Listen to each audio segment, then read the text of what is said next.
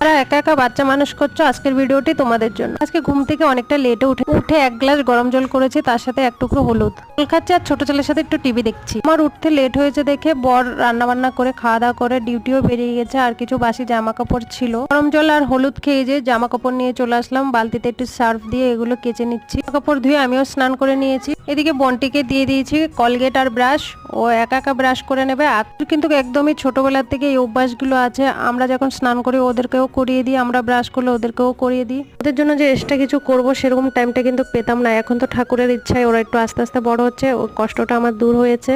যখন ছোট ছিল প্রতিবেশীরা বলতো দাও আমার কাছে দিয়ে তুমি যাও রান্না বান্না কি যদি আছে কাজ করবে। আমার কাছে না ভালো লাগতো না, আমার বাচ্চা কার কাছে বদমাইশি করবে, কাকে ডিস্টার্ব করবে, সেটা আমি একদমই পছন্দ করি না। ওদের মুখের দিকে তাকালে সেদিনটার কথা মনে পড়ে। যাই হোক, সব ভগবানের ইচ্ছা। রান্না করেছিল কাঁচা ঝাল দিয়ে ফুলকপি আলুর তরকারি, করেছি চানাচুর মাখা। খাওয়ার পরে একটু কাজে বসেছিলাম, আর বিকালবেলা ছেলের স্কুলে গিয়ে লেগে